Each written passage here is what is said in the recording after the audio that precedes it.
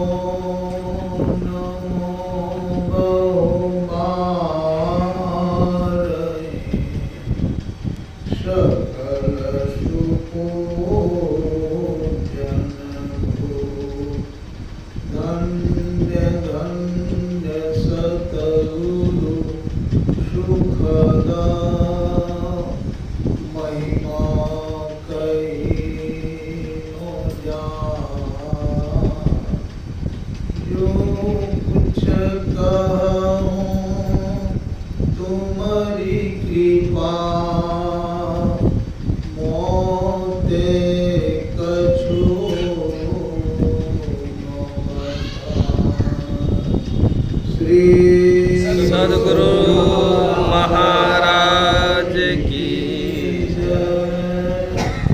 अव्यक्त रूप में श्री सद्गुरु महाराज के चरण कमलों को प्रणाम।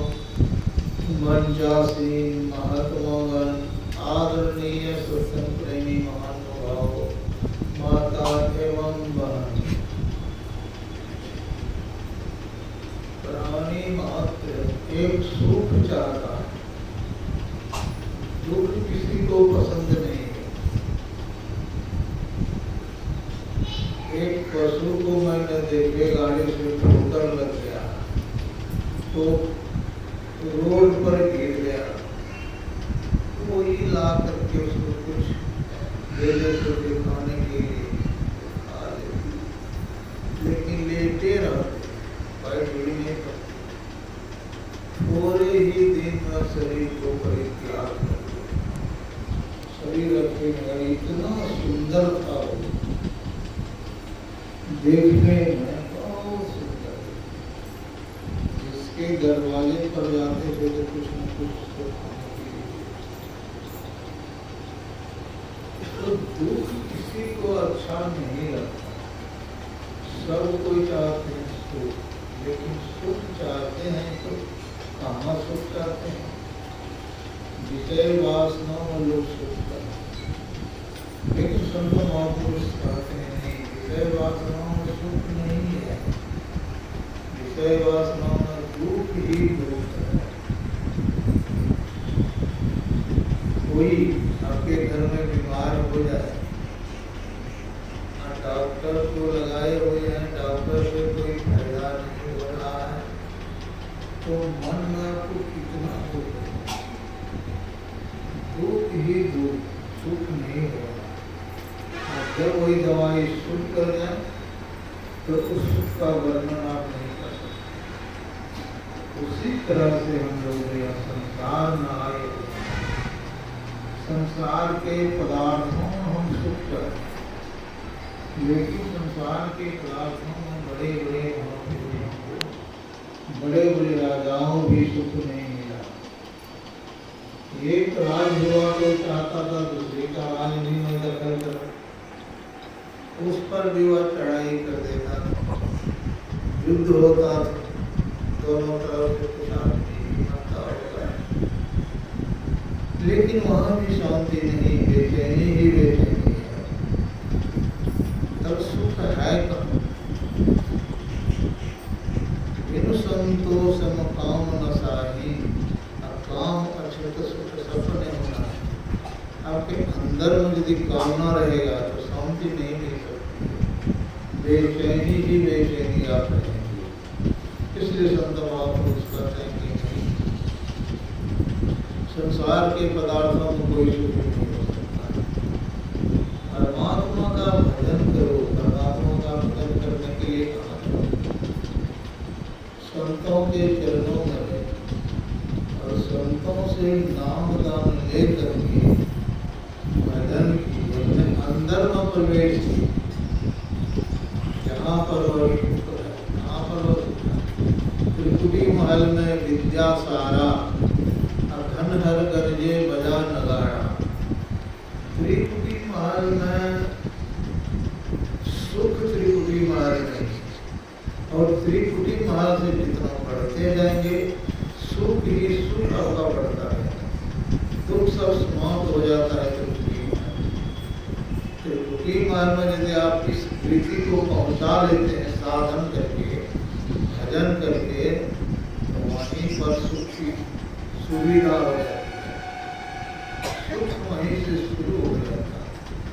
लेकिन जब तक वहाँ नहीं अवृत्ति हम पहुंचा सकते हैं, तब तक तो दुखी ही दुखी है। संत महापुरुष कहते हैं संसार के पदार्थों में कोई सुख नहीं। कितनों संपत्ति आपने कमा करके जमा कर ली, लेकिन सुखी नहीं हो सकते, दुखी ही दुखी रहेंगे। अब यह कही कि हम संपत्ति नहीं कमाएंगे। संपत्ति कमाइए, लेकिन संपत्ति में आसक्ति नहीं रहती। आसक्त ही दुख का कारण है, और निरासक्त जो है ये सुख का कारण है। संपत्ति कमाने के बाद आपने संत सदगुरु के चरणों पर समर्पित कर दिया कि मैंने नहीं कमाया, कमाया कौन? परमात्मा ने कमाया। परमात्मा ने दिया, परमात्मा ने भी कमाया, मैं नहीं कमाया। यह भाव हम लोगों को बराबर रखना चाहिए। अब यदि कहेंगे कि मैंने कमाया, तब तो उसका कारण आ गया। जो कुछ करता, अभी आप भी देखें, आपके अंदर में परमात्मा है, तभी आप काम करते हैं, चाहे पढ़ाते हैं या कुछ करते हैं या वाणिज्य करते हैं। वाणिज्य जो करते हैं तो कौन करता है? हमारे अंदर में जो परमात्मा है वही न वाणिज्य करता है। परमात्मा जब निकल जाएगा, आपका शरीर रहेगा, और कहीं हम वाणिज्य कर लेंगे, खेतों में धान रोप लेंगे, खेतों में गेहूँ उगा लेंगे, नहीं हो जाएगा। जो भी कुछ करता है परमात्मा करता है, हम कुछ नहीं करते। हम अभी जो बोल रहे हैं, हम बोल रहे हैं, परमात्मा हो। इस दिन परमात्मा निकल जाएगा तो क्या लोग बोलेंगे? राम नाम सत्य है। अब इसको जल्दी ले चलो, मैं तो भूख बंद करके पकड़ेगा तो जल्दी शमशान घाट की तैयारी।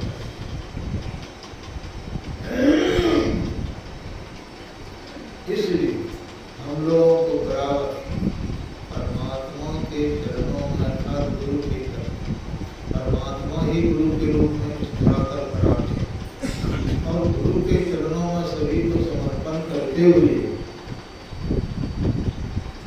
कुछ जो भी काम करते हैं उसमें बहुत बहुत लाभ होता है। महाराज का आदेश क्या है? त्रिकाल संध्या, स्नान के बाद, सूर्य छिपने के बाद फिर कुछ मिले या नहीं मिले, लेकिन मुस्तैदी के साथ, हर्ष के साथ, दुखी के साथ नहीं, परमात्मा का नाम लीजिए। नाम में बहुत शक्ति है। थोड़ा भी भजन करेंगे तो एक दिन बहुत हो जाएगा। इसीलिए संत महापुरुष कहते हैं कि नहीं, संसार के पदार्थों में कोई सुख नहीं है। सुख है तो ईश्वर का भजन। तो ईश्वर का भजन के लिए कहीं बाहर जाने की जरूरी नहीं है। घर में जोग भोग घर ही में, घर तेरी बन नहीं जावे, और बन के गए कल्पना उपजे तब न कहाँ समावे। घर में युक्ति मुक्ति घर ही में, जो गुरु अलग रखा। जो गुरु महाराज ने हम लोगों को बतलाए हैं भजन करने के लिए, इसके बिना एक दिन नहीं है।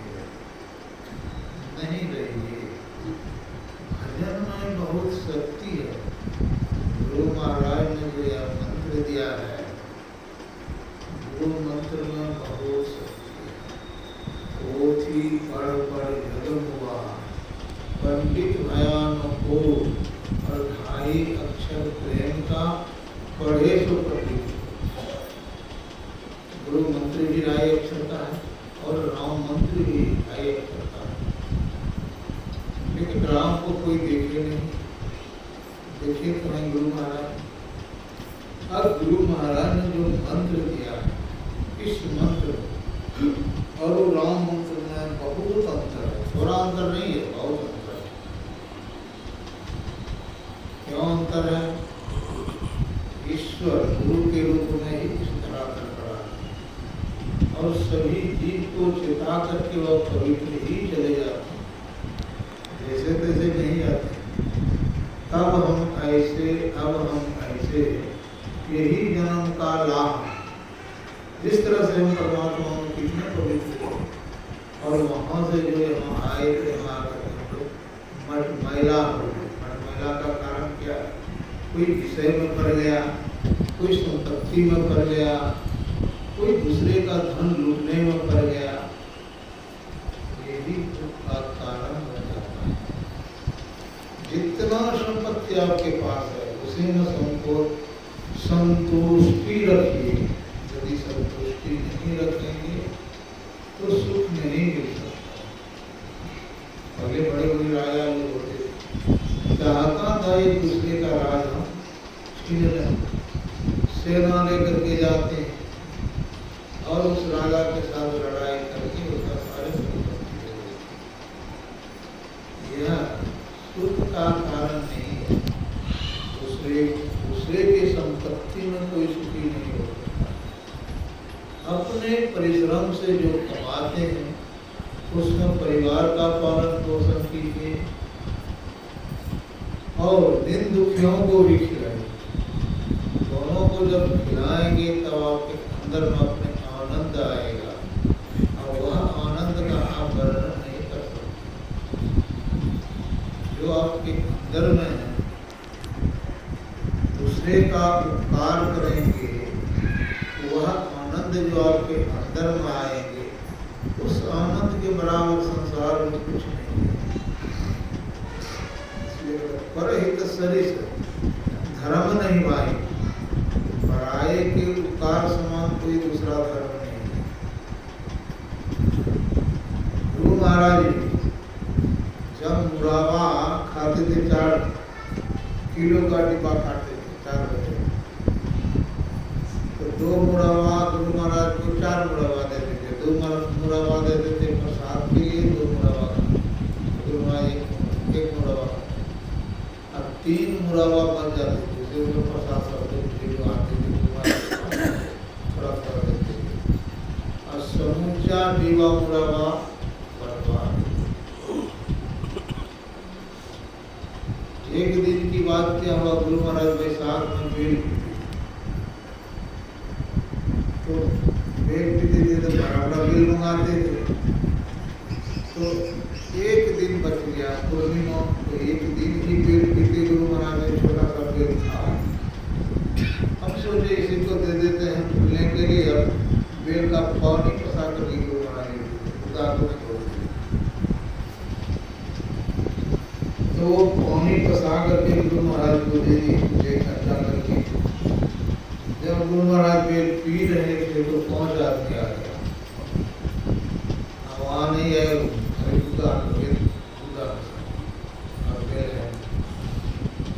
तो गुरु महाराज कहते 5 को बेल का शरबत पिलाई,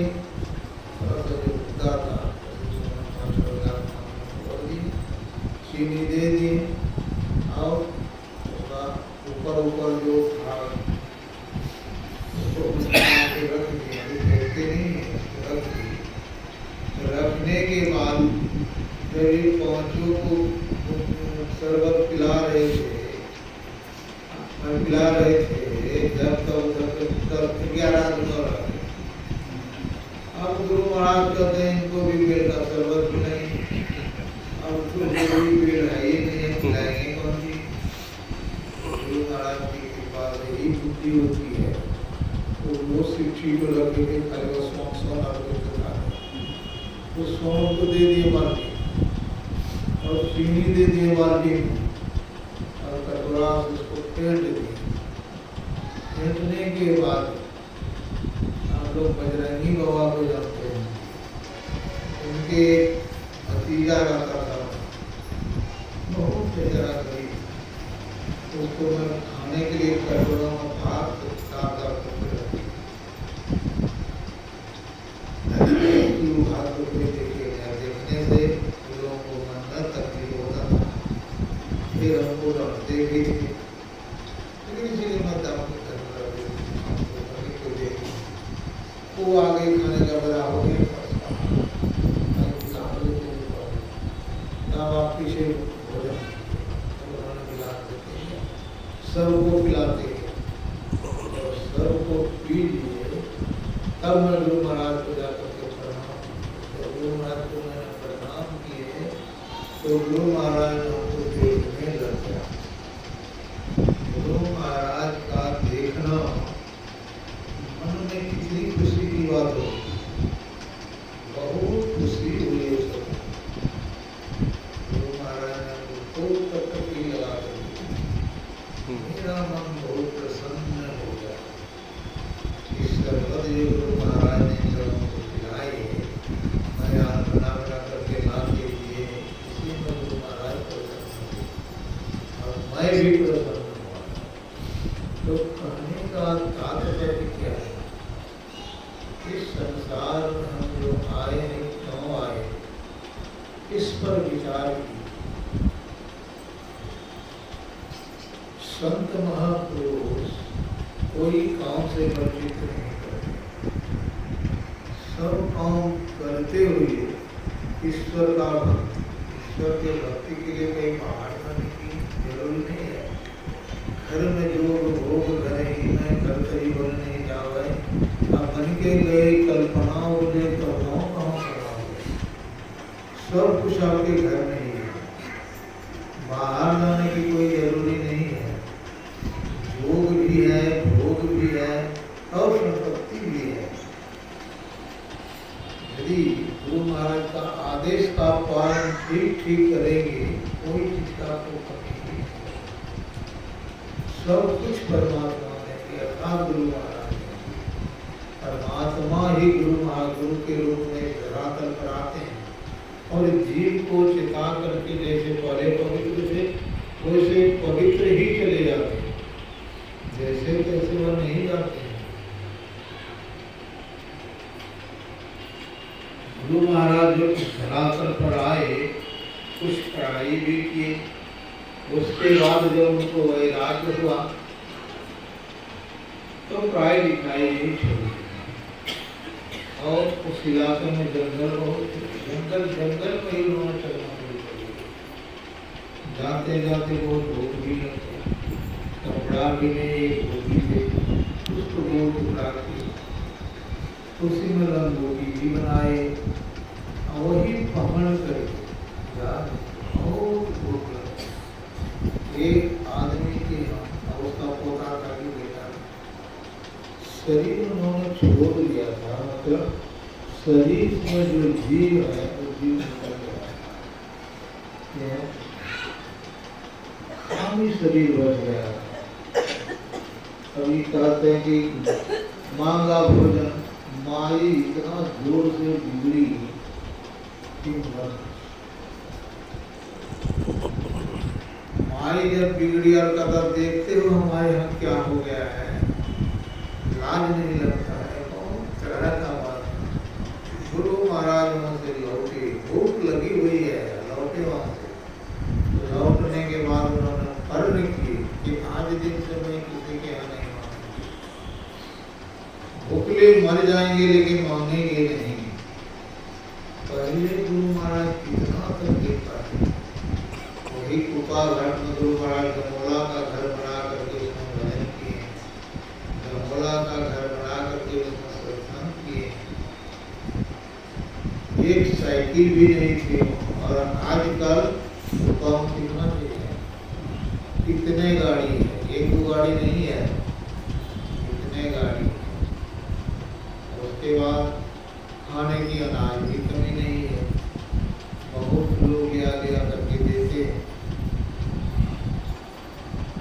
इसलिए इसके प्रकार भजन के प्रकार गुरु महाराज जिस समय भजन करते थे तो सवेरे गुफा में हो जाते, 2 बजे 2:30 बजे निकलते थे। उस समय से 2 हवा भजन बनाते, तो वैसा साहब जानते होंगे तो उस समय से 2 हवा भजन बनाते। पहले गुरु महाराज का भोजन बनाते थे, धराम जिस समय रहते थे उस समय खेतों में भी काम करते थे और गुरु महाराज को भोजन भी बनाते थे। और बांस बारी में गुफा बनाई। गुरु महाराज जब बाबा देवी शाम में कहेंगे तो कैसे तुम जीवन व्यतीत करोगे, जिन्होंने कहा मधुपुरी जीवन। मधुपुरी जीवन होता है भीख मांग करने का। तब बाबा देवी साहब ने बहुत डरा तो तुम हमको सिखाने के लिए करते हो। इन्होंने कहा कि जीवन का कौन भरोसा है। तो भगवान बाबा देवी साहब ने कहे कि जीवन का कोई भरोसा नहीं है, यदि तुम 100 वर्ष जी जाओगे तो क्या करोगे। इसलिए पिताजी से जाओ तुम जमीन मांगो। पिताजी का तो मैंने कोई सेवा नहीं किया, जमीन मांगने में मुझे डर लगता है, देगा कि नहीं देगा। तो जाओ मांगो, देगा। पैसा नहीं है तो गुरु बाबा देवी साहब ने ही पैसा दिया, 80 रुपया के साथ। वो पैसा ला करके उन्होंने बांस केला लाया, खरीद करके सब, और अपने से कुदाली चलाई। इतना मेहनत गुरु महाराज किया। तब जब बांस तैयार हो गया, केला तैयार हो गया, उसके बीच में गुरु महाराज ने भगवान को पढ़ाई भी बहुत दिन तक। तब धीरे धीरे जीवन को किसी तरह से निर्वाह करने लगे। उस समय गुरु बाबा अपना खेतों में काम करते थे और गुरु महाराज को भोजन बना करके भी खिलाते थे। एक बांस गाड़ दिया था गुरु महाराज अंदर में, उसमें एक सिक्का दे दिया सुतरी का।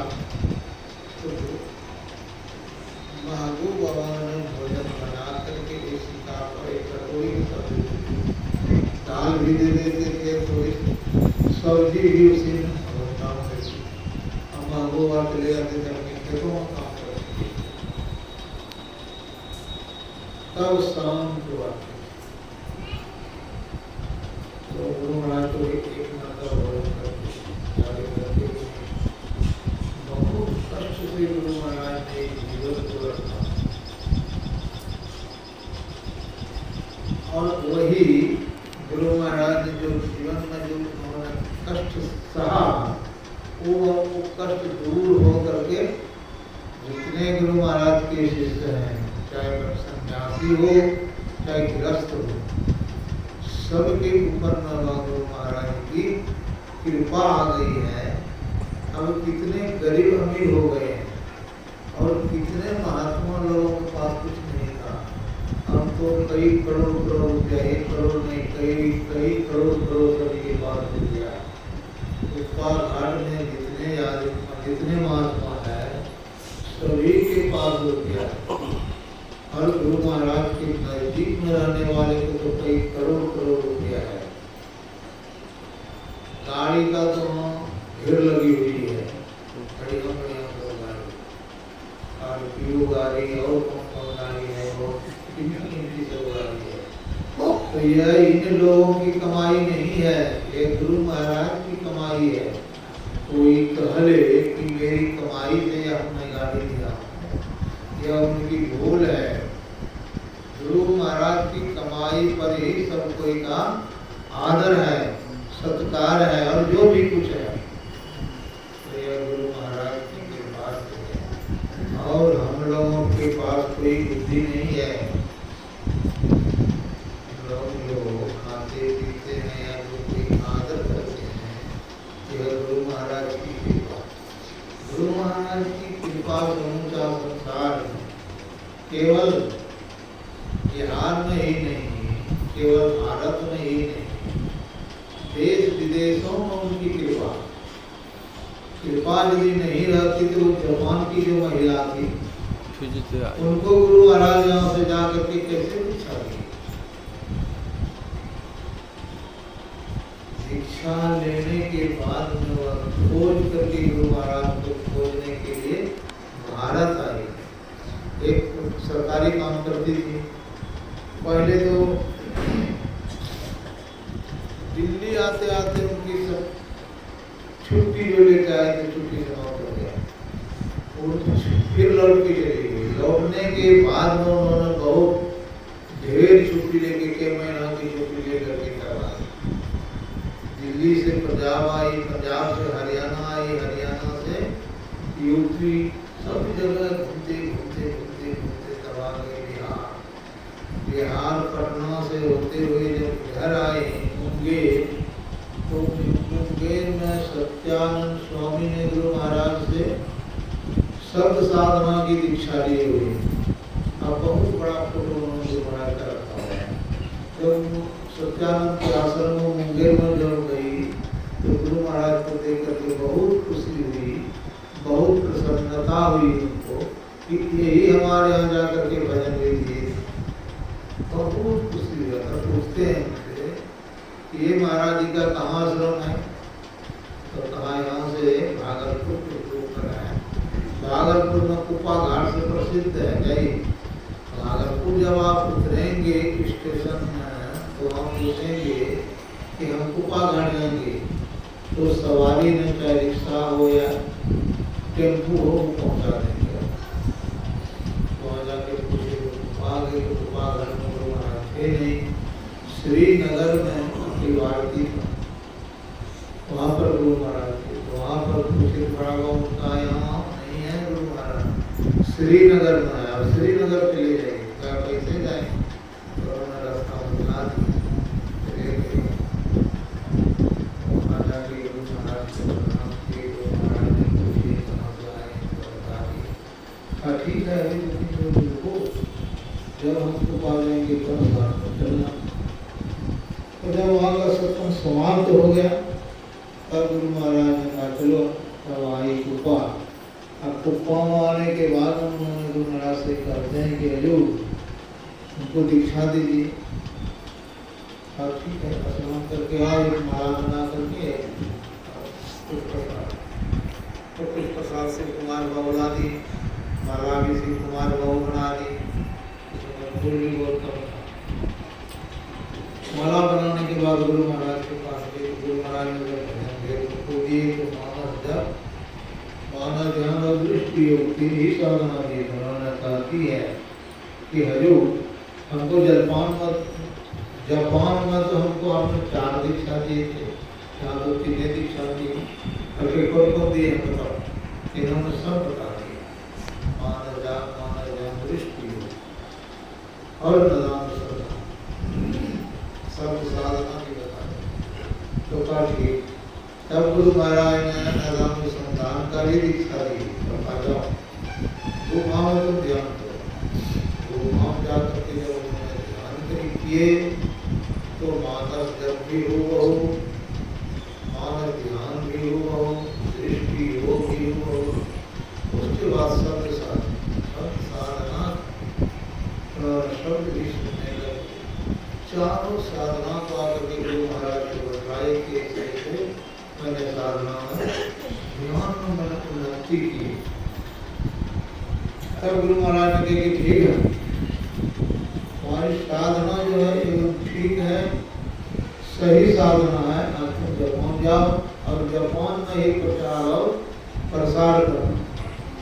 तो गुरु महाराज का शरीर छूट गया, लेकिन वह यहाँ नहीं आई। क्यों नहीं आई? गुरु महाराज का आज्ञा था नहीं आने का। तुम जापान में ही प्रचार करो। तो जापान में उन्होंने बहुत प्रचार किया है, लेकिन भारत से कोई जापान जा नहीं रहा है। जाना चाहिए, उन्होंने बहुत प्रचार प्रसार किया होगा, लेकिन यहाँ के आदमी जब तक नहीं जाएंगे तब तक वो लोग यहाँ नहीं आएंगे, और यहाँ नहीं आएंगे तो और उन्नति जो करना संभव नहीं होगा। संत मत में भी 2 चीज की कमी है। एक तो स्कूल, गरीबों को कम से कम मैट्रिक पास पढ़ाने की विद्या हो जाता तो गरीब का जो बुद्धि है, बुद्धि बदल जाती और भक्त बन जाते, गुरु महाराज के भक्त बन जाते।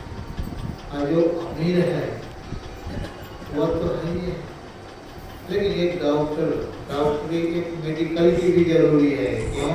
गरीब इलाज नहीं कर पाते, बेचारे इलाज नहीं कर पाने के बाद शरीर त्याग देता है। इसलिए हॉस्पिटल और एक स्कूल की जरूरी है। ऐसा तो अभी भी है, एक चीज बन सकता है, स्कूल तो बन सकता है, लेकिन मेडिकल नहीं बन सकता। मेडिकल में बहुत पैसे की जरूरी है, तो ये लोग जापान कोई जाते नहीं है, इसलिए नहीं बन रहा। जब जापान कोई चला जाए तो वहाँ तो बहुत प्रचार उन्होंने किया, सभी आ जाएंगे, यहाँ कृपाधार आ जाएंगे, उनको जो कहेगा सब कुछ वो लोग करेंगे। क्यों? लोग बहुत पैसा वाले हैं और पैसा खर्चा करने में भी बहादुर है, ये नहीं कि वो लोग कंजूसी करते हैं।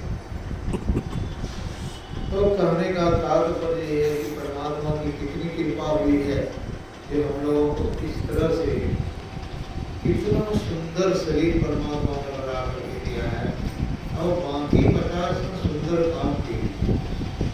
मानव जाप और मानव ज्ञान और दृष्टि इनको नियमित रूप से त्रिकाल संध्या कीजिए, उसके बाद सत्संग कीजिए। यही दो कामों में आपका जीवन सफल है और दूसरा कोई कामों में जीवन सफल नहीं है। तो संपत्ति कमा लीजिए, कोई भी काम आपके पास नहीं जाएंगे क्या?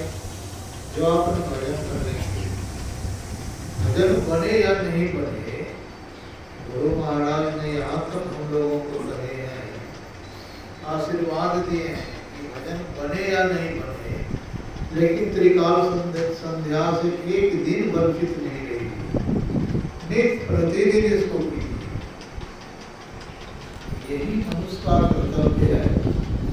और सदाचार का पालन कीजिए।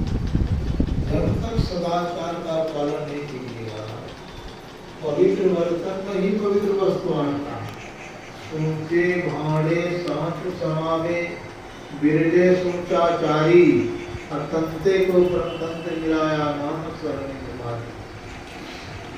शरीर रूपी बर्तन में, शरीर रूपी बर्तन को पवित्र रखने का क्या उपाय है?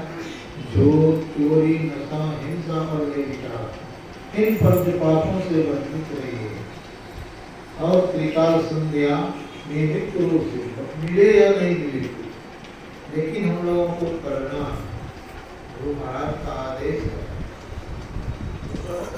त्रिकाल संध्या नियमित रूप से प्रतिदिन करेंगे, एक दिन भी उसके बिना नहीं रहेगी। एक दिन ध्यान यदि छूट जाएगा तो उस ध्यान को सही रूप लाने में आपको 15 दिन लगेगा, 10 दिन से तो कम लगेगा ही, महीना भी लग